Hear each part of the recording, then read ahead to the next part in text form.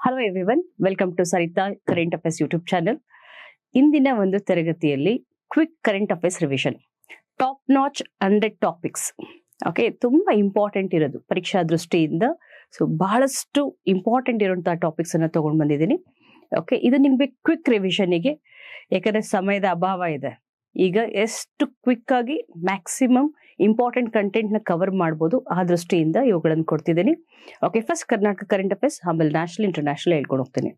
ಕರ್ನಾಟಕದಲ್ಲಿ Karnataka current affairs, Rohith Vemula ಕಾಯ್ದೆ ಏನಕ್ಕೆ ತಂದಿದ್ದಾರೆ ಇದನ್ನ? ಕರ್ನಾಟಕದಲ್ಲಿ ಉನ್ನತ ಶೈಕ್ಷಣಿಕ ಸಂಸ್ಥೆಗಳಲ್ಲಿ ಜಾತಿ ತಾರತಮ್ಯ, ಜಾತಿ ಭೇದ ಭಾವ ಇವುಗಳನ್ನ ನಿಗ್ರಹಿಸಬೇಕು ಅಂತ. Okay, to abolish untouchability and discrimination of caste in higher education institutions. ಅದಕ್ಕೋಸ್ಕರ ಸೊ ಈ ಒಂದು ಕಾಯ್ದೆ ತಂದಿರೋದು. ರೋಹಿತ್ ವೇಮುಲಾ ಅನ್ನೋರು PhD ಸ್ಟೂಡೆಂಟ್ ಆಗಿದ್ರು. ಎಲ್ಲಿ? ಹೈದರಾಬಾದ್ ಅಲ್ಲಿ ಯೂನಿವರ್ಸಿಟಿಯಲ್ಲಿ. ಅಲ್ಲಿ ಈ ರೀತಿ ಜಾತಿ ನಿಂದನೆಯಿಂದ ಮನಸೋತು ಆತ್ಮಹತ್ಯೆಗೆ ಶರಣಾಗಿದ್ರು. ಅವ್ರ ಹೆಸರಲ್ಲಿ ನಮ್ಮ ಕರ್ನಾಟಕದಲ್ಲಿ ಇಂತಹ ಒಂದು ಕಾಯ್ದೆಯನ್ನ ತಂದಿದ್ದಾರೆ. ಓಕೆ, ನೆಕ್ಸ್ಟ್, ಗಿಗ್ ಕಾರ್ಮಿಕರ ಒಂದು ಕ್ಷೇಮಾಭಿವೃದ್ಧಿ ಮಸೂದೆ. ಇಡೀ ಭಾರತದಲ್ಲಿ ಗಿಗ್ ಕಾರ್ಮಿಕರಿಗೆ ಅಂತ ಒಂದು ವಿಶೇಷವಾದ ಮಸೂದೆಯನ್ನು ಜಾರಿಗೊಳಿಸಿದಂತಹ ಪ್ರಥಮ ರಾಜ್ಯ ನಮ್ಮ ಕರ್ನಾಟಕ. ಸೊ ಇದಕ್ಕೆ ಅಂತ ಒಂದು ವೆಲ್ಫೇರ್ ಪ್ರೋಗ್ರಾಮ್ ಅಂತ ರಾಜಸ್ಥಾನ್ ತಂದಿತ್ತು. ಓಕೆ, ಒಂದು ಆಕ್ಟ್ ಅಂತ ಜಾರಿಗೊಳಿಸಿರುವಂತಹ ರಾಜ್ಯ ಕರ್ನಾಟಕ. ನೋಡಿ, ಗಿಗ್ ಕಾರ್ಮಿಕರು ಅಂತಂದ್ರೆ ಯಾರು? ಈ ಕಾಂಟ್ರಾಕ್ಚುಯಲ್ ಲೇಬರರ್ಸ್. ಓಕೆ, ಗುತ್ತಿಗೆ ಆಧಾರದ ಮೇಲೆ ಕೆಲಸ ಮಾಡೋರು. ಅವ್ರಿಗೆ ಯಾವುದೇ ಒಂದು ಸಾಮಾಜಿಕ ಭದ್ರತೆ ಇರಲ್ಲ, ವಿಮೆ ಇರಲ್ಲ, ಆರೋಗ್ಯ ವಿಮೆ ಇವೇನು ಫೆಸಿಲಿಟೀಸ್ ಇರೋದಿಲ್ಲ. ಅಂತವ್ರಿಗೆ ಎಲ್ಲ ಸೌಲಭ್ಯಗಳನ್ನ ಒದಗಿಸ್ಕೊಡೋದು ಮತ್ತೆ ಕೆಲವೊಂದು ಉದ್ಯೋಗ ಖಾತ್ರಿಯನ್ನ ಒದಗಿಸ್ಕೊಡ್ಲಿಕ್ಕೆ ಇಂತಹ ಒಂದು ಕಾಯ್ದೆಯನ್ನ ತಂದಿದ್ದಾರೆ. ಓಕೆ, ಸೊ ಇವ್ರಿಗೆ ಅಂತ ಅಂದ್ಬಿಟ್ಟು ಒಂದು ವೆಲ್ಫೇರ್ ಬೋರ್ಡ್ ಅಂತ, ಕ್ಷೇಮಾಭಿವೃದ್ಧಿ ಮಂಡಳಿ ಅಂತ ಕೂಡ ತಂದಿದ್ದಾರೆ. ಓಕೆ, ಸೊ ಅವರಿಗೆ ಒಂದು ಮಿನಿಮಮ್ ವೇಜಸ್ ಅಂತ ಇರಬೇಕು, ಕನಿಷ್ಠ ವೇತನ ಅಂತ ಕೊಡ್ಬೇಕು, ಅಪಘಾತ ವಿಮೆ ಅಂತ ಇರುತ್ತೆ. ಇವೆಲ್ಲ ಪ್ರಾವಿಷನ್ಸ್ ಅನ್ನ ಇನ್ಕ್ಲೂಡ್ ಮಾಡಿದ್ದಾರೆ. ಓಕೆ, ಬಿಳಿಮಲೆ ಸಮಿತಿ, ಪುರುಷೋತ್ತಮ್ ಬಿಳಿಮಲೆ ಸಮಿತಿ ಏನಪ್ಪಾ ಅಂದ್ರೆ, ನಿಮ್ಗೆ ಒಂದೇ ಮಾತರಂ ಗೀತೆ ಬಹಳಷ್ಟು ವಿವಾದಕ್ಕೆ ಒಳಗಾಗಿತ್ತು. ಯಾಕೆಂದ್ರೆ ಸೊ ಮೊದಲಿಗೆ ಅಲ್ಪಸಂಖ್ಯಾತರ ಭಾವನೆಗಳಿಗೆ ಚ್ಯುತಿ ಉಂಟಾಗುತ್ತೆ ಅಂತ ಅಂದ್ಬಿಟ್ಟು ಕೆಲವೊಂದು ಸಾಲುಗಳನ್ನ, ಕೆಲವೊಂದು ಪ್ಯಾರಾಗಳನ್ನ ಮೊದಲು ತೆಗೆಯಲಾಗಿತ್ತು. ಆದ್ರೆ ಈಗ 6 ಪ್ಯಾರಾಗಳನ್ನ ಸೇರಿಸ್ಬೇಕು ಅಂತ, ಅಂದ್ರೆ 6 ಪ್ಯಾರಾಗಳನ್ನ ಕಡ್ಡಾಯವಾಗಿ ಹಾಡಬೇಕು ಅಂತ ಒಂದು ಕೇಂದ್ರ ಸರ್ಕಾರದಿಂದ ನಿಬಂಧನೆ ಬಂದಿದೆ. ಆದ್ರೆ ನಮ್ಮ ಕರ್ನಾಟಕದಲ್ಲಿ ನಾಡಗೀತೆಯಲ್ಲಿ ಈ ಒಂದು ಬೌದ್ಧ ಧರ್ಮ ಎಂಬಂತಹ ಒಂದು ಹೆಸರನ್ನ ಮೊದಲು ತೆಗೆದಿದ್ರು, ಈಗ ಅದನ್ನ ಸೇರಿಸ್ತಿದ್ದೇವೆ. ಸೊ ಅಲ್ಪಸಂಖ್ಯಾತರಿಗೆ ಒಂದು ಅಭದ್ರತೆಯ ಭಾವ ಕಾಡಬಾರ್ದು ಅಂತ. ಸೊ ಈ ರೀತಿ ರೆಕಮೆಂಡ್ ಮಾಡಿರುವಂತಹ ಸಮಿತಿ ಯಾವುದು ಅಂದ್ರೆ ಪುರುಷೋತ್ತಮ್ ಬಿಳಿಮಲೆ ಸಮಿತಿ. ಇವರು ಕನ್ನಡ ಅಭಿವೃದ್ಧಿ ಪ್ರಾಧಿಕಾರದ ಅಧ್ಯಕ್ಷರಾಗಿದ್ದಾರೆ. ಪ್ರಸ್ತುತ is a chairperson of Karnataka development authority, Kannada development authority, right. So next, ಇದಾದ್ಮೇಲೆ ನೋಡಿ, ನಾಡಗೀತೆಯಲ್ಲಿ ಬೌದ್ಧ ಧರ್ಮವನ್ನ ಸೇರಿಸಬೇಕು ಅಂತ ಅಂದ್ಬಿಟ್ಟು ಒಂದು ಮನವಿಯನ್ನ ಸಲ್ಲಿಸಿದ್ದಾರೆ. Next, Kartavya app, KAMS app, Karnataka advanced attendance management system ಅಂತ ಹೇಳ್ತೀವಿ. ಓಕೆ, ಈ ಒಂದು ಕಾಮ್ಸ್ ಆಪ್ ಅನ್ನ ಏನಕ್ಕೆ ಡೆವಲಪ್ ಮಾಡಿದ್ದಾರೆ ಅಂತಂದ್ರೆ, ಮೊದಲು ಬಯೋಮೆಟ್ರಿಕ್ಸ್ ನ ಸಹಾಯದಿಂದ ಅಟೆಂಡೆನ್ಸ್ ಆಗ್ತಿದ್ರು, ಅಷ್ಟು ನಿಖರತೆ ಸಿಗ್ತಿರ್ಲಿಲ್ಲ. ಈಗ ಕರ್ನಾಟಕದಲ್ಲಿ 4.7 ಲಕ್ಷಕ್ಕೂ ಹೆಚ್ಚು ನೌಕರರಿದ್ದಾರೆ, ಸರ್ಕಾರಿ ನೌಕರರು. ಅವರ ಒಂದು ಹಾಜರಾತಿಯನ್ನ ಖಾತ್ರಿಪಡಿಸ್ಲಿಕ್ಕೆ ಓಕೆ, ಸೊ ಒಂದು ಏನ್ ಮಾಡ್ತಾರೆ ಗೊತ್ತಾ? AI ಬೇಸ್ಡ್ ಟೆಕ್ನಾಲಜಿ ಬಳಸ್ತಾರೆ. ಓಕೆ, ಜಿಯೋ ಫೆನ್ಸಿಂಗ್ ಅಂತ ಹೇಳ್ತೀವಿ. ಜಿಯೋ ಫೆನ್ಸಿಂಗ್ ಮೂಲಕ ಮತ್ತೆ GIS, so geographical information system ಅನ್ನ ಬಳಕೆ ಮಾಡಿಕೊಂಡು ಅವ್ರು ಇರುವಂತಹ ಸ್ಥಳ ಖಾತ್ರಿ ಆಗುತ್ತೆ. So they can trace the location of the person. Okay, so ಅಥವಾ ಎಂಪ್ಲಾಯಿ. ಅದಕ್ಕೆ ಅಂತ more effective advanced attendance management system, ಅದೇ ಕಾಮ್ಸ್ ಆಪ್, ಅಥವಾ ಅದಕ್ಕೆ ಇನ್ನೊಂದು ಹೆಸರು ಕರ್ತವ್ಯ ಆಪ್ ಅಂತ ಕೂಡ ಕರಿತೀವಿ. ಸೊ ನೆಕ್ಸ್ಟ್, ಪ್ರಜಾ ಸೇವಾ ಸಚಿವಾಲಯ.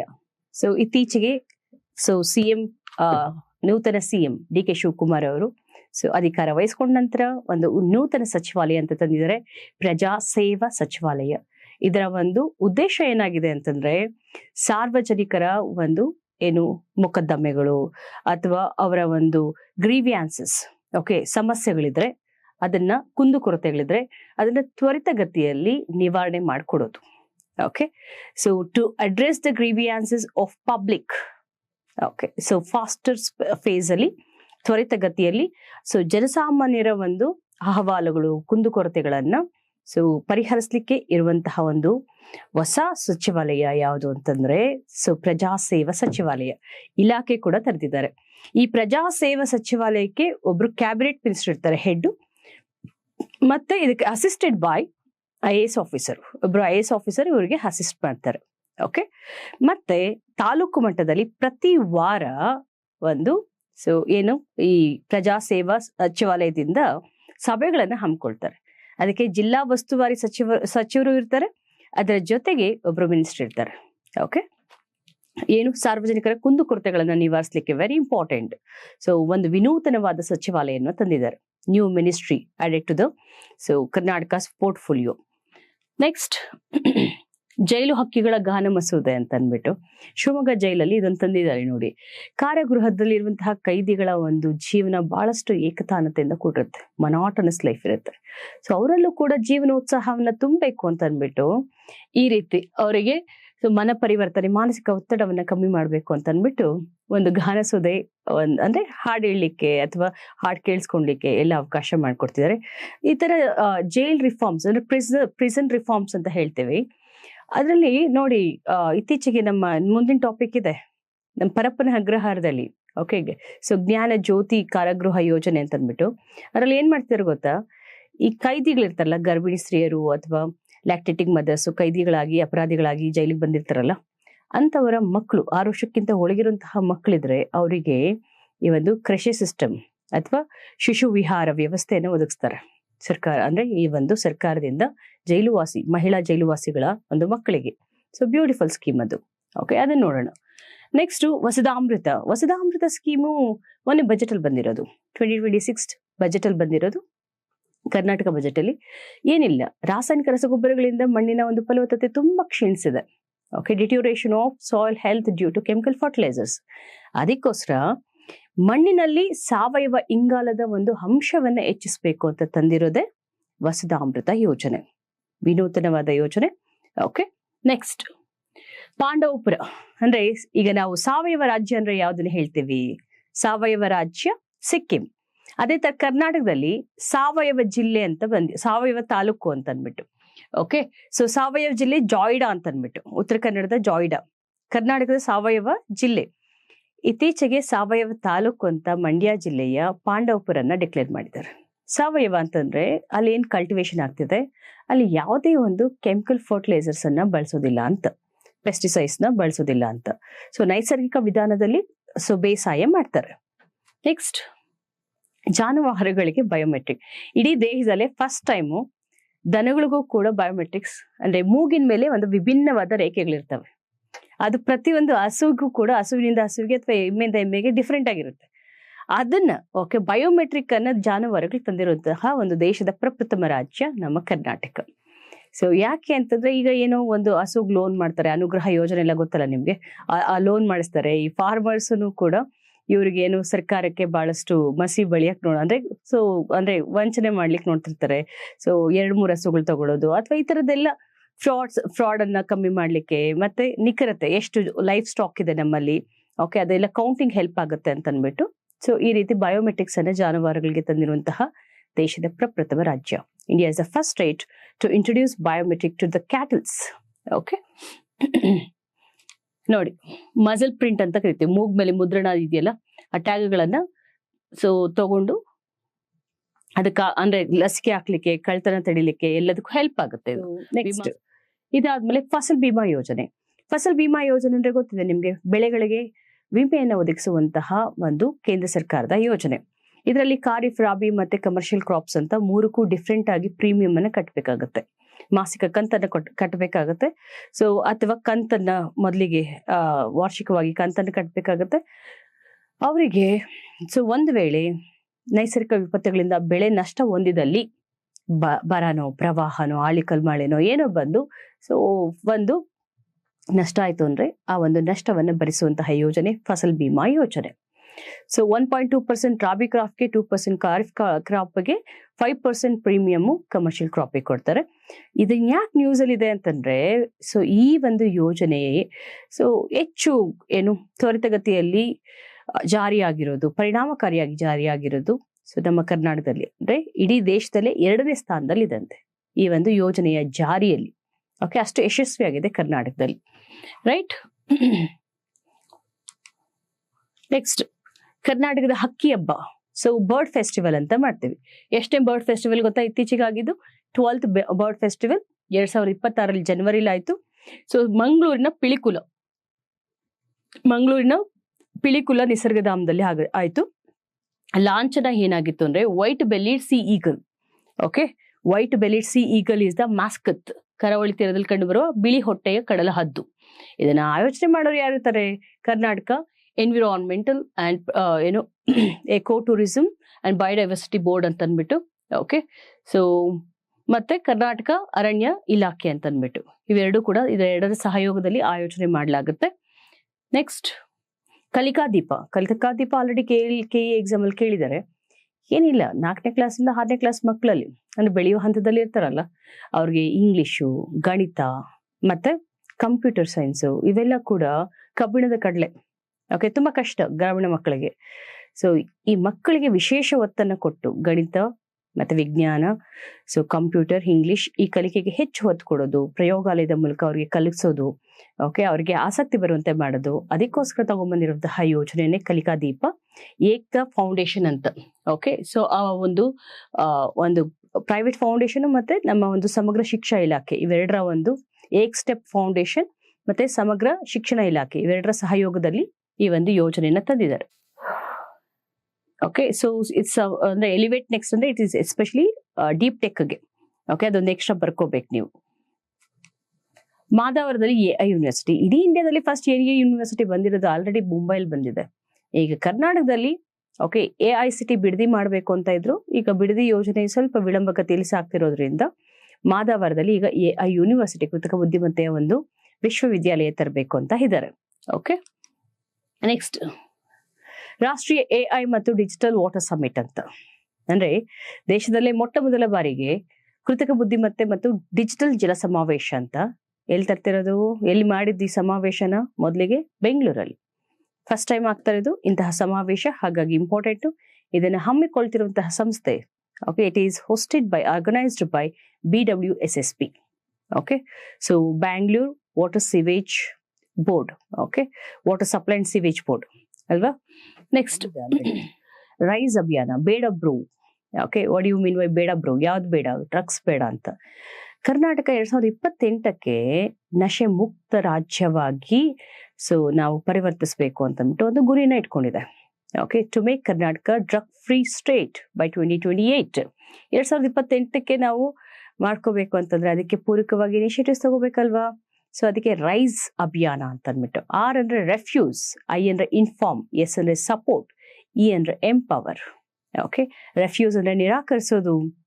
ಓಕೆ, I ಅಂದ್ರೆ ಇನ್ಫಾರ್ಮ್, ಯಾರಾದ್ರೂ ಡ್ರಗ್ಸ್ ತಗೊಳ್ಳೋದನ್ನ ಇನ್ಫಾರ್ಮ್ ಮಾಡೋದು, ಮಾಹಿತಿ ಕೊಡುವಂಥದ್ದು. ಮತ್ತೆ ಸಪೋರ್ಟ್, ಸೊ ಡ್ರಗ್ಸ್ ತಗೊಳ್ತಾ ಇರೋರಿಗೆ ಪುನರ್ವಸತಿ ಕಲ್ಪಿಸೋದು, ಅವರಿಗೆ ಸೊ ಸಮಾಲೋಚನೆ ಕೊಡೋದು. ಮತ್ತೆ ಎಂಪವರ್, ಸೊ ಜಾಗೃತಿ ಅಂದ್ರೆ ಯುವಕರಲ್ಲಿ ಜಾಗೃತಿ ಮೂಡಿಸೋದು. ಇದು ಬೇಡ ಬ್ರೋ ಅಭಿಯಾನ ಅಥವಾ ರೈಸ್ ಇನಿಷಿಯೇಟಿವ್, ರೈಟ್. ಸೊ ಕವಿತಾಳ್ ಪೊಲೀಸ್ ಸ್ಟೇಷನ್.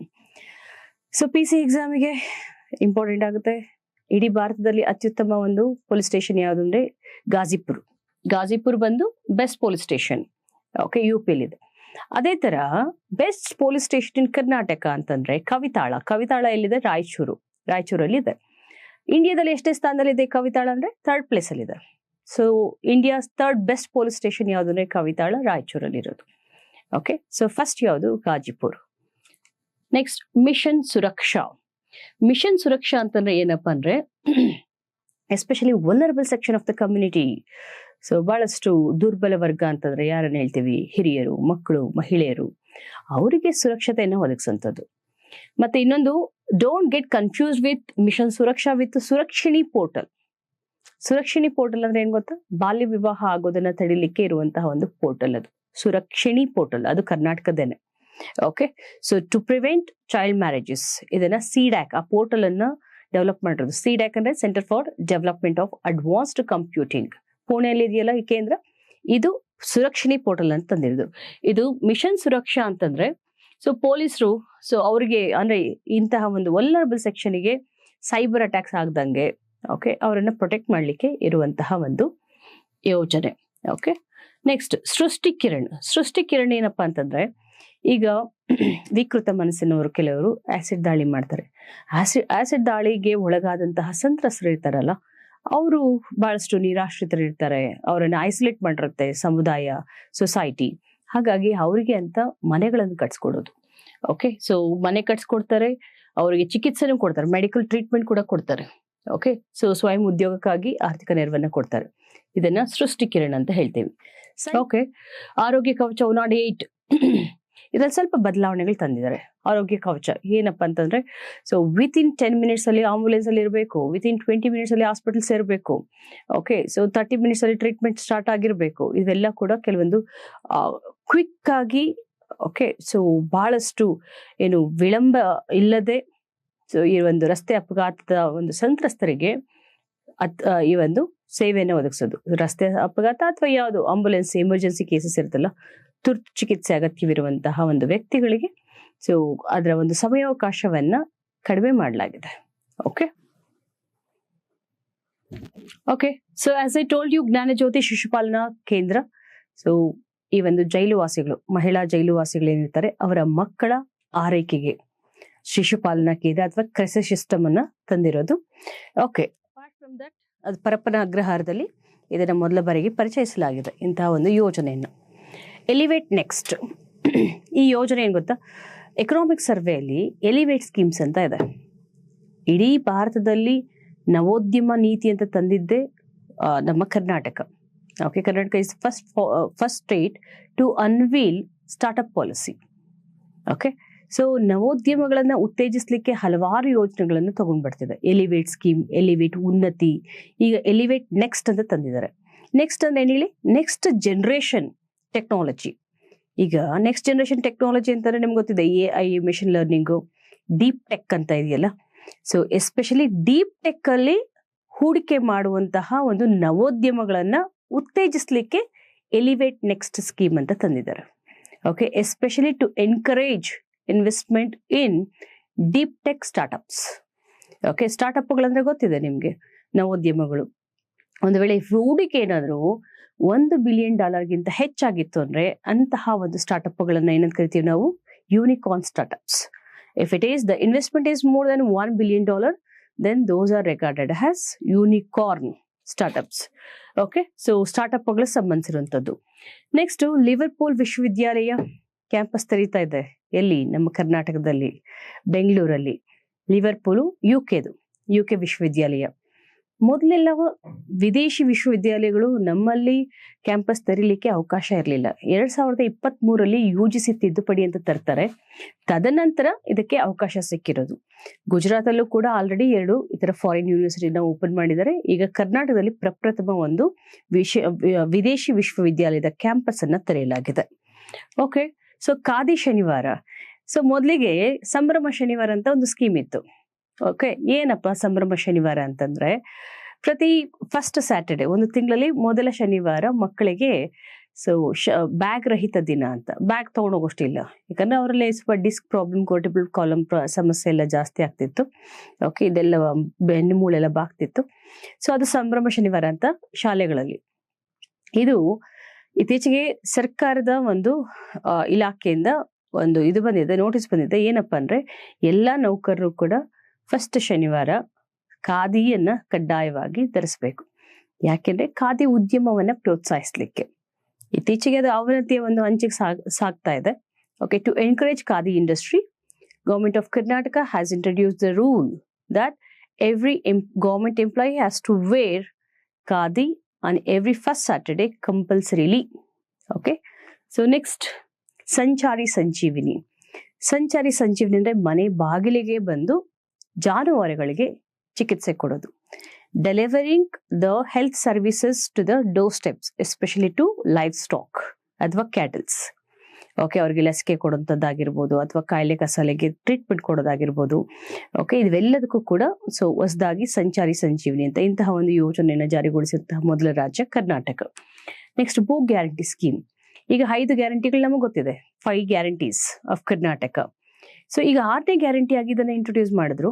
ಏನಪ್ಪ ಈ 6ನೇ ಗ್ಯಾರಂಟಿ ಅಂದ್ರೆ, ಈ ಮನೆಗಳು, ಆಸ್ತಿಗಳು ಎಲ್ಲ ಬಿ ಖಾತಾದಲ್ಲಿದ್ರೆ ಅದನ್ನ ಎ ಖಾತಾ ಆಗಿ ಪರಿವರ್ತಿಸೋದು. ಇದಕ್ಕೆ ಕಾನೂನಾತ್ಮಕ ಮಾನ್ಯತೆ ಸಿಗುತ್ತೆ. So they can cell their property, registration ಎಲ್ಲ ಈಸಿ ಆಗುತ್ತೆ. ಸೊ ಅದಕ್ಕೆ ಈ ಒಂದು ಭೂ ಗ್ಯಾರಂಟಿ ಯೋಜನೆಯನ್ನ ತಂದಿದ್ದಾರೆ. ಭೂ ಸುರಕ್ಷಾ ಯೋಜನೆ. ಭೂ ಸುರಕ್ಷಾ ಯೋಜನೆ ಲಾಸ್ಟ್ ಬಜೆಟ್ ಅಲ್ಲಿ ತಗೊಂಡ್ಬಂದಿದ್ರು. ಇದೇನ್ ಗೊತ್ತಾ, ಈ ನಮ್ಮ RTCಗಳು, ಪಹಣಿಗಳು ಇವೆಲ್ಲ ನೋಡಿದ್ರೆ ಶಿಥಿಲಾವಸ್ಥೆಯಲ್ಲಿ ಇರುತ್ತೆ, ಎಲ್ಲ ಬ್ರೌನ್ ಕಲರ್ ಆಗ್ಬಿಟ್ಟಿರುತ್ತೆ. ಅವುಗಳನ್ನೆಲ್ಲ ಡಿಜಿಟಲೈಸ್ ಮಾಡಿ ಅದನ್ನ ಸ್ಟೋರ್ ಮಾಡೋದು, ಡಿಜಿಟಲೀಕರಣ ಮಾಡಿ ಅದನ್ನ ಸೊ ಈ ಒಂದು ಕಂಪ್ಯೂಟರ್ ಅಲ್ಲಿ ಸ್ಟೋರ್ ಮಾಡಿಡುವಂತಹ ಒಂದು ವ್ಯವಸ್ಥೆನೆ ಯಾವುದು ಭೂ ಸುರಕ್ಷಾ. ಕಾವೇರಿ ತಂತ್ರಾಂಶ. ಸೊ ಕಾವೇರಿ ತಂತ್ರಾಂಶ ಇದೊಂದು quantum processor, micro processor. Okay, ಎಷ್ಟು ಕ್ಯೂಬಿಟ್ ಇದೆ ಅಂತಂದ್ರೆ it is almost 64 cubit. So 64 cubit ಇರುವಂತಹ ಸೂಪರ್ ಕಂಡಕ್ಟಿಂಗ್ ಕ್ವಾಂಟಮ್ ಪ್ರೊಸೆಸರ್ ಅದು ಕಾವೇರಿ. ಓಕೆ, ಸೊ ಇದೊಂದಿದೆ ಧ್ರುವ್ ಅಂತ ಇದೆ, 64 ಬಿಟ್ ಮೈಕ್ರೋ ಪ್ರೊಸೆಸರ್. ಇದೇನಪ್ಪ ಅಂದ್ರೆ ಡೀಪ್ ಟೆಕ್ ಸ್ಟಾರ್ಟ್ಅಪ್ ಒಂದು QPIA ಅಂತ ಇದನ್ನ ಡೆವಲಪ್ ಮಾಡಿದೆ. QPIAI ಎಂಬಂತಹ ಕಂಪನಿ ಅಥವಾ ಸ್ಟಾರ್ಟ್ಅಪ್ ಇದನ್ನ ಡೆವಲಪ್ ಮಾಡಿರೋದು. It is super conducting quantum processor ಅಂತ ಹೇಳ್ತೇವೆ. Okay, AI based. ನೆಕ್ಸ್ಟ್ ಬಂದು ಕಾವೇರಿ ತಂತ್ರಾಂಶ ಅಂತ ಬೇರೆ ಇದೆ. ಮೇಕೆದಾಟು ಯೋಜನೆ ಇದು ಅರ್ಕಾವತಿ ಮತ್ತೆ ಕಾವೇರಿ ನಡುವಿರುವಂತಹ ಒಂದು ಸಂಗಮ ಪ್ರದೇಶ ಮೇಕೆದಾಟು. ಈ ಒಂದು ನೀರನ್ನ ರಾಮನಗರ ಮತ್ತೆ ಬೆಂಗಳೂರಿನ ಒಂದು ಪ್ರದೇಶಗಳಿಗೆ ಕುಡಿಯುವ ನೀರಿಗಾಗಿ ಹರಿಸುವಂತಹ ಯೋಜನೆ. ಓಕೆ, ಇದರಲ್ಲಿ ಆಲ್ಮೋಸ್ಟ್ 4.75 TMC ಅಷ್ಟು ನೀರನ್ನ ಡೈವರ್ಟ್ ಮಾಡಲಾಗುತ್ತೆ. 400 ಮೆಗಾವ್ಯಾಟ್ ಅಷ್ಟು ಎಲೆಕ್ಟ್ರಿಸಿಟಿನ ಜನರೇಟ್ ಮಾಡಲಾಗುತ್ತೆ. ಓಕೆ, ಸೊ ಇದರಲ್ಲಿ ಕಾವೇರಿ ವನ್ಯಜೀವಿ ಧಾಮ ಮುಳುಗಡೆ ಆಗುವಂತಹ ಸಂಭವನೀಯತೆ ಹೆಚ್ಚಾಗಿದೆ. ಅದಕ್ಕೋಸ್ಕರ ಅಲ್ಲಿ ಸ್ಥಳಾಂತರ ಮಾಡಬೇಕು ಅನ್ನುವಂತಹ ಒಂದು ಪ್ರಪೋಸಲ್ ಕೂಡ ಇದೆ. ಕಾಂಪಾ ಅಂತ ಅಂದ್ಬಿಟ್ಟು, ಕಾಂಪನ್ಸೆಂಟ್ರಿ ಅಫಾರೆಸ್ಟ್ರೇಷನ್ ಮ್ಯಾನೇಜ್ಮೆಂಟ್ ಅಂತ ಅಂದ್ಬಿಟ್ಟು, ಆ ಮರಗಳನ್ನ ಕಡಿದ್ರು ಕೂಡ ಅಷ್ಟೇ ಒಂದು ಅರಣ್ಯ ಪ್ರದೇಶವನ್ನ ಬೇರೆ ಕಡೆ ಬೆಳೆಸಬೇಕು ಅಂತ ಪರ್ಯಾಯ ಮಾರ್ಗಗಳನ್ನೆಲ್ಲ ಕೂಡ ನಾವು ರೂಪಿಸ್ಕೊಳ್ತಾ ಇದ್ದೇವೆ. ನೆಕ್ಸ್ಟ್ ಇವನಮ್ಮವ ಮಸೂದೆ. ಇದೇನ್ ಹೇಳುತ್ತೆ ಅಂದ್ರೆ, ಇತ್ತೀಚಿನ ದಿನಗಳಲ್ಲಿ ಅಂತರ್ಜಾತಿ ವಿವಾಹಗಳಾದಾಗ, ಅಂತರ್ಧರ್ಮೀಯ ವಿವಾಹಗಳಾದಾಗ ನಿರ್ದಾಕ್ಷಿಣ್ಯವಾಗಿ ಹೆತ್ತವರೇ ಕೊಂದಾಗ್ತಿದ್ದಾರೆ, ಬಂಧು ಬಳಗನೆ ಕೊಂದಾಗ್ತಾರೆ. ಓಕೆ, ನಿರ್ಮೋಹಿಗಳಾಗಿ ಕರುಳಿನ ಬಳ್ಳಿಯನ್ನೇ ಅವರು ಕತ್ತರಿಸ್ಕೊತಿದ್ದಾರೆ. ಅದಕ್ಕೋಸ್ಕರ ಮರ್ಯಾದೆಗೇಡು ಹತ್ಯೆಗಳನ್ನ ಕಡಿಮೆ ಮಾಡ್ಲಿಕ್ಕೆ ಮತ್ತೆ ಅಂತರ್ಜಾತಿ ವಿವಾಹ, ಅಂತರ್ಧರ್ಮೀಯ ವಿವಾಹಗಳನ್ನ ಉತ್ತೇಜಿಸ್ಲಿಕ್ಕೆ ನಮ್ಮ ಕರ್ನಾಟಕ ಸರ್ಕಾರ ಇವನಮ್ಮವ ಮಸೂದೆ ಅಂತ ತಗೊಂಡ್ ಬಂದಿದೆ. ಇದರಲ್ಲಿ ಅವ್ರಿಗೆ ರಕ್ಷಣೆ ಕೊಡ್ತಾರೆ, ಪೊಲೀಸ್ ರಕ್ಷಣೆ ಕೊಡ್ತಾರೆ, ಪ್ರೊಟೆಕ್ಷನ್ ಕೊಡ್ತಾರೆ. ಮತ್ತೆ ಜಿಲ್ಲೆಗಳಲ್ಲಿ ವಾಸ ಕೇಂದ್ರ ಅಂತ ಅಂದ್ಬಿಟ್ಟು ಅವರಿಗೆ ಒಂದು ರಕ್ಷಣೆಯೊಂದಿಗೆ ವಾಸ ಆಗ್ಲಿಕ್ಕೂ ಕೆಲ ಕಾಲ ಅವಕಾಶ ಕೊಡ್ತಾರೆ ನವ ದಂಪತಿಗಳಿಗೆ. ಮತ್ತೆ ಯಾರಾದ್ರೂ ಈ ರೀತಿ ಹಾನರ್ ಕಿಲ್ಲಿಂಗ್ ಅಲ್ಲಿ ಇನ್ವಾಲ್ವ್ ಆಗಿದ್ರೆ ಅವ್ರಿಗೆ 5 ವರ್ಷ ಜೈಲು ಶಿಕ್ಷೆ ಕೂಡ ಇದೆ. ರಾಜ್ಯಸಭಾ ಚುನಾವಣೆಗೆ ಕರ್ನಾಟಕದಿಂದ ಆಯ್ಕೆಯಾದವರಂತ ಸಂಖ್ಯೆ ಅಂದ್ರೆ ಇತ್ತೀಚೆಗೆ ಆಯ್ಕೆಯಾದವರು, ನಿಮ್ಗೆ ಇದು ರಾಜ್ಯಸಭಾ ಗೊತ್ತೇ ಇದೆ, ಶಾಶ್ವತ ಸದನ. ಕರ್ನಾಟಕದಿಂದ 12 ಸೀಟ್ಸ್ ಇದೆ. ಓಕೆ, ಕರ್ನಾಟಕದಿಂದ ಈ ಸತಿ ರಾಜ್ಯಸಭೆಗೆ ಆಯ್ಕೆ ಆದವರು ಯಾರ್ಯಾರು ಅಂದ್ರೆ ಮಲ್ಲಿಕಾರ್ಜುನ್ ಖರ್ಗೆ, ಪವನ್ ಖೇರಾ, ಮತ್ತೆ ಪ್ರೊಫೆಸರ್ ನಾಗರಾಜ್ ಅಂತ, and another person Mansoor Ali Khan. ಈ 4 ರಾಜ್ಯಸಭೆಗೆ ಕರ್ನಾಟಕದಿಂದ ಆಯ್ಕೆಯಾಗಿದ್ದಾರೆ. ಓಕೆ, ನೆಕ್ಸ್ಟ್ ಬಂದು ಇದರಲ್ಲಿ ಓಪನ್ ಬ್ಯಾಲೆಟ್ ಸಿಸ್ಟಮ್ ಇರುತ್ತೆ. ಆದ್ರೆ ಸ್ಟೇಟ್ ಲೆಜಿಸ್ಲೇಟಿವ್ ಕೌನ್ಸಿಲ್ ಅಲ್ಲಿ ಈ ತರ ಓಪನ್ ಬ್ಯಾಲೆಟ್ ಸಿಸ್ಟಮ್ ಇರಲ್ಲ. ಅದನ್ನ ರೆಪ್ರೆಸೆಂಟೇಷನ್ ಆಫ್ ಪೀಪಲ್ ಆಕ್ಟ್ 1951 ಕೆಳಗಡೆ ಇಂಟ್ರೊಡ್ಯೂಸ್ ಮಾಡೋದು. ಓಪನ್ ಬ್ಯಾಲೆಟ್ ಅಂದ್ರೆ ನಾವ್ ಯಾರು ವೋಟ್ ಹಾಕ್ತಿದ್ದೀವಿ ಅಂತ ತಿಳಿಸ್ಬಿಟ್ಟು ಹಾಕೋದು, ಅದನ್ನ ರಹಸ್ಯವಾಗಿಡದೆ ಬಹಿರಂಗವಾಗಿ ತಿಳಿಸ್ತಾರೆ. ಓಕೆ, ಇದು ರಾಜ್ಯಸಭಾ ಎಲೆಕ್ಷನ್ಗಿದೆ, ಸ್ಟೇಟ್ ಲೆಜಿಸ್ಲೇಟಿವ್ ಕೌನ್ಸಿಲ್, ವಿಧಾನ ಪರಿಷತ್ ಎಲೆಕ್ಷನ್ಗೆ ಇಲ್ಲ. ಕರ್ನಾಟಕದ ನೂತನ ಮುಖ್ಯಮಂತ್ರಿ ದೊಡ್ಡಾಲದಳ್ಳಿ ಕೆಂಪೇಗೌಡ ಶಿವಕುಮಾರ್ ಅಂತ. ಇದು ಕರ್ನಾಟಕದ 18ನೇ ಮುಖ್ಯಮಂತ್ರಿ ಆಗಿದ್ದಾರೆ. ಇದಕ್ಕೂ ಮೊದಲು ದೀರ್ಘಾವಧಿ ಆಳ್ವಿಕೆ ಮಾಡಿದಂತ ಸಿದ್ದರಾಮಯ್ಯನವರು ರಾಜೀನಾಮೆ ಕೊಟ್ಟ ನಂತರ ಇವರು ಜೂನ್ 3 ಅಧಿಕಾರವನ್ನ ವಹಿಸ್ಕೊಳ್ತಾರೆ. ಓಕೆ, ಮೊದಲು ಇವರು DCM ಹುದ್ದೆಯನ್ನು ಅಲಂಕರಿಸಿದ್ರು, ಇದೆಲ್ಲರಿಗೂ ಗೊತ್ತಿದೆ. 18th chief minister of Karnataka. Okay, ದೀರ್ಘಾವಧಿ ಆಳ್ವಿಕೆ ಮಾಡಿದಂತಹ 4 ಮುಖ್ಯಮಂತ್ರಿಗಳನ್ನು ಕೂಡ ನೀವು ನೋಡ್ಕೋಬೇಕಾಗತ್ತೆ. ರೈಟ್, ಫಸ್ಟ್ ಯಾರು? ಸಿದ್ದರಾಮಯ್ಯ, ಅದಾದ್ಮೇಲೆ ದೇವರಾಜ ಅರಸ್, ಓಕೆ, ರಾಮಕೃಷ್ಣ ಹೆಗಡೆ. ನೆಕ್ಸ್ಟ್ ಕೆಂಪೇಗೌಡ ಪ್ರಶಸ್ತಿ. ಓಕೆ, ನಾಡಪ್ರಭು ಕೆಂಪೇಗೌಡ ಇವರು ಬೆಂಗಳೂರಿನ ನಿರ್ಮಾತೃ, ವಿಜಯನಗರ ಸಾಮ್ರಾಜ್ಯದ ಒಂದು ಕಾಲದಲ್ಲಿ ಇದ್ದವರು, ಅಚ್ಯುತ ದೇವರಾಯನ ಒಂದು ಕಾಲದಲ್ಲಿ. ಇವರು ಇವರ ಒಂದು ಸ್ಮರಣಾರ್ಥಕವಾಗಿ ಜೂನ್ 27 ಇವ್ರ ಬರ್ಡೇ ಇದೆ. ಇವರ ಒಂದು ಜನ್ಮದಿನದ ಅಂಗವಾಗಿ ಅಂತಾರಾಷ್ಟ್ರೀಯ ಪ್ರಶಸ್ತಿಗಳನ್ನ ಕೊಡ್ತಾರೆ. ಕೆಂಪೇಗೌಡ ಅಂತಾರಾಷ್ಟ್ರೀಯ ಪ್ರಶಸ್ತಿ ಈ ಸಾರಿ 3 ಕೊಟ್ಟಿದ್ದಾರೆ. ಅಂದ್ರೆ 4 ಕ್ಷೇತ್ರದಲ್ಲಿ ಕೊಡ್ತಾರೆ. ಒಂದು ಸಾರ್ವಜನಿಕ ಆಡಳಿತ, ಕ್ರೀಡೆ, ಕೃಷಿ ಮತ್ತು ನಗರ ಅಭಿವೃದ್ಧಿ ಅಂತ, ನಗರ ಯೋಜನೆ. ಸೊ ಈ ಸರಿ 3 ಕೊಟ್ಟಿದ್ದಾರೆ. ಒಂದು ಕೃಷಿ ಮತ್ತೆ ಸಂಶೋಧನೆಯಲ್ಲಿ GK ಕೊಟ್ಟಿದ್ದಾರೆ, ಮತ್ತೆ ನಗರ ಯೋಜನೆಗೆ ಸೊ ವಿಶ್ವನಾಥ್ ಅವರಿಗೆ ಕೊಟ್ಟಿದ್ದಾರೆ, ಮತ್ತೆ ಕ್ರೀಡೆಯಲ್ಲಿ ರಾಹುಲ್ ದ್ರಾವಿಡ್ ಅವ್ರಿಗೆ ಸಿಕ್ಕಿದೆ. ಓಕೆ, 5 ಲಕ್ಷ ನಗದು ಬಹುಮಾನವನ್ನ ಹೊಂದಿದೆ. ರೈಟ್. ಸೊ ನೆಕ್ಸ್ಟ್, ನಾಡಗೀತೆಗೆ ಬೌದ್ಧ ಪದ ಸೇರ್ಪಡೆ. ವೀರಭೂಮಿ ಅಂತ ಯಾರ ಹೆಸರಲ್ಲಿ ನಿರ್ಮಾಣ ಮಾಡ್ತಾರೆ? ಸಂಗೊಳ್ಳಿ ರಾಯಣ್ಣ. ಓಕೆ, ಸಂಗೊಳ್ಳಿ ರಾಯಣ್ಣ ಹೆಸರಲ್ಲಿ ಬೆಳಗಾವಿ ಹತ್ರ ಸೊ ನಂದಗಡ ಎಂಬಲ್ಲಿ ವೀರಭೂಮಿ ನೆಹರು ಅವರದು ವೀರಭೂಮಿ ಸಂಗೊಳ್ಳಿ ರಾಯಣ್ಣ ಅವರ ಒಂದು ಸೊ ಪ್ರತಿಮೆಯನ್ನ ಇಲ್ಲಿ ವೀರಭೂಮಿಯಲ್ಲಿ ನಿರ್ಮಾಣ ಮಾಡಲಾಗ್ತಿದೆ. ಇಡೀ ಒಂದು ಭಾರತದಲ್ಲೇ ಮಹಿಳಾ ಉದ್ಯಮಿಗಳಿಗೆ ಅಂತ ಅಂದ್ಬಿಟ್ಟು ಒಂದು ಇಂಡಸ್ಟ್ರಿಯಲ್ ಪಾರ್ಕ್ ಅಂತ ತಂದಿರೋದು ಎಲ್ಲಿ ಗೊತ್ತಾ? ಗೌರಿಬಿದನೂರು. ಓಕೆ, ಕರ್ನಾಟಕದಲ್ಲಿ ಗೌರಿಬಿದನೂರಲ್ಲಿ ವುಮೆನ್ ಇಂಡಸ್ಟ್ರಿಯಲ್ ಪಾರ್ಕ್ ಅಂತ ತಂದಿದ್ದಾರೆ. Just it's park meant for women, ಮಹಿಳೆಯರಿಗೆ ಸೀಮಿತವಾದದ್ದು. ಓಕೆ, ಸೊ ಕರ್ನಾಟಕದಲ್ಲೇ ಭಾರತದಲ್ಲಿ 2ನೇ ಅತಿ ದೊಡ್ಡ ಕ್ರೀಡಾಂಗಣ ಸೊ ಆಲೂರ್ ಹತ್ರ ಬೆಂಗಳೂರು ಹತ್ರ ಆನೇಕಲ್ ಅಂತ ಬರುತ್ತೆ. ಸೊ ಆನೇಕಲ್ಲಲ್ಲಿ ಇಡೀ ಒಂದು ಭಾರತದಲ್ಲಿ 2ನೇ ದೊಡ್ಡ ಕ್ರೀಡಾಂಗಣ. ಯಾಕಂದ್ರೆ ಸ್ಟ್ಯಾಂಪೀಡ್ ಆಯ್ತಲ್ಲ, RCB ಸ್ಟ್ಯಾಂಪೀಡ್ ಆಯ್ತು. ಸೊ 11 ಜನ ಸತ್ತೋದ್ರು. ಅದಾದ ನಂತರ ಸ್ಪೇಷಿಯಸ್ ಆಗಿರುವಂತಹ ಒಂದು ಸ್ಟೇಡಿಯಂ, ಕ್ರಿಕೆಟ್ ಸ್ಟೇಡಿಯಂ ಅನ್ನ ತಗೊಂಡ್ ಬಂದಿದ್ದಾರೆ. ಫಸ್ಟ್ ಯಾವ್ದಿದೆ? Narendra Modi stadium. Okay, Gelathi portal ಅನ್ನ ಇತ್ತೀಚೆಗೆ ಕಲಬುರಗಿಯಲ್ಲಿ ಅನುಷ್ಠಾನ ಅಂದ್ರೆ ಚಾಲನೆಗೊಳಿಸಲಾಯಿತು. ಗೆಳತಿ ಪೋರ್ಟಲ್ ಅಂತಂದ್ರೆ ಲೈಂಗಿಕ ಕಿರುಕುಳ, ಕೌಟುಂಬಿಕ ದೌರ್ಜನ್ಯಕ್ಕೆ ಒಳಗಾದಂತಹ ಹೆಣ್ಣು ಮಕ್ಕಳಿಗೆ ರಕ್ಷಣೆ ನೀಡಲಿಕ್ಕೆ, ಲಿಂಗ ಸಮಾನತೆಯನ್ನು ಒದಗಿಸ್ಲಿಕ್ಕೆ ಇಂತಹ ಒಂದು ಗೆಳತಿ ಪೋರ್ಟಲ್ ಅನ್ನ ಒಂದು ಗ್ರಾಮೀಣ ಮಟ್ಟದಲ್ಲಿ ಸೊ ತಾಲೂಕು ಮಟ್ಟದಲ್ಲಿ ತರಲಾಗುತ್ತೆ. ಸೊ DC ಇದರ ಅಧ್ಯಕ್ಷರಾಗಿರ್ತಾರೆ, CEO ಇದರ ಉಪಾಧ್ಯಕ್ಷರಾಗಿರ್ತಾರೆ. ಪ್ರತಿಯೊಂದು ಗೆಳತಿ ಕೇಂದ್ರಕ್ಕೂ 50 ಲಕ್ಷ ಅನುದಾನವನ್ನು ಮೀಸಲಾಗಿಸಲಾಗಿದೆ. ಕಲಬುರಗಿಯಿಂದ ಇದಕ್ಕೆ ಚಾಲನೆ ಸಿಕ್ಕಿದೆ. ಸುರಕ್ಷಿಣಿ ವೆಬ್ ಪೋರ್ಟಲ್, ಬಾಲ್ಯ ವಿವಾಹವನ್ನ ತಡೆಗಟ್ಟಲಿಕ್ಕೆ ಇಂತಹ ಒಂದು ವೆಬ್ ಪೋರ್ಟಲ್ ಅನ್ನ ತಗೊಂಡು ಬಂದಿದ್ದಾರೆ to prevent the child marriages across Karnataka. Okay, so ಕರ್ನಾಟಕದ ಮಾಹಿತಿ ಆಯೋಗದ ಅಧ್ಯಕ್ಷರು ಯಾರಾಗಿದ್ದಾರೆ ಅಂದ್ರೆ ಸತ್ಯವತಿ. ಓಕೆ, ಸತ್ಯವತಿಯರು ಸೊ ನೂತನವಾಗಿ 3 ವರ್ಷಗಳ ಕಾಲಕ್ಕೆ ಇವರು ಆಯ್ಕೆ ಆಗಿದ್ದಾರೆ. ನೆಕ್ಸ್ಟ್, ಇದಾದ್ಮೇಲೆ ಕರ್ನಾಟಕ ರಾಜ್ಯ ಮಕ್ಕಳ ಆಯೋಗ. ಸೊ ಇದರ ಒಂದು ಅಧ್ಯಕ್ಷರು ಯಾರು ಅಂತಂದ್ರೆ ಸಂತೋಷ್ ಕುಮಾರ್. ಓಕೆ, ಕರ್ನಾಟಕ ರಾಜ್ಯ ಮಕ್ಕಳ ಆಯೋಗ ಸೊ ಸಂತೋಷ್ ಕುಮಾರ್, ಮಾಹಿತಿ ಆಯೋಗ ಸತ್ಯವತಿ. ಮಕ್ಕಳಂದ್ರೆ ಸಂತೋಷವಾಗಿರ್ತಾರೆ ನೋಡಿ, ಸತ್ಯವಾದ ಮಾಹಿತಿ ಕೊಡ್ಬೇಕು, ಸತ್ಯವತಿ ಹಂಗ್ ನೆನ್ಪಿಟ್ಕೊಳ್ಳಿ. ಸೊ ಮಕ್ಕಳ ಆಯೋಗ, ಮಕ್ಕಳಂತಂದ್ರೆ ಸಂತೋಷ ಅಲ್ವಾ, ಅವ್ರ ಹೆಸರು ಸಂತೋಷ್ ಕುಮಾರ್. ಮತ್ತೆ ಇನ್ನೊಂದು ಮಾನವ ಹಕ್ಕುಗಳ ಆಯೋಗ, ಎಲ್ಲ ಕರ್ನಾಟಕದ್ದು, ಅದು ಯಾರಂದ್ರೆ PN ದೇಸಾಯಿ.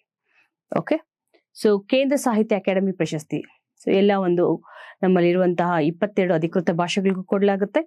ಅದರಲ್ಲಿ ಕೇಂದ್ರ ಸಾಹಿತ್ಯ ಅಕಾಡೆಮಿ ಪ್ರಶಸ್ತಿ ಕನ್ನಡದಲ್ಲಿ ದಡ ಸೇರಿಸು ತಂದೆ ಎಂಬಂತಹ ಒಂದು ಕವನ ಸಂಕಲನಕ್ಕೆ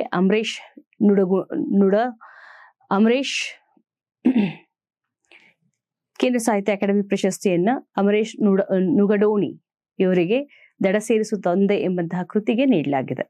ಓಕೆ, ಸೊ ಇಷ್ಟು ಕರ್ನಾಟಕದ ಕ್ವಿಕ್ ಗ್ಲಾನ್ಸ್. ಓಕೆ, ಇನ್ನು ಉಳಿದಾಗಿ ರಾಷ್ಟ್ರೀಯ ಮತ್ತು ಅಂತಾರಾಷ್ಟ್ರೀಯ ವಿದ್ಯಮಾನಗಳನ್ನ ಮುಂದಿನ ತರಗತಿಯಲ್ಲಿ ನೋಡೋಣ.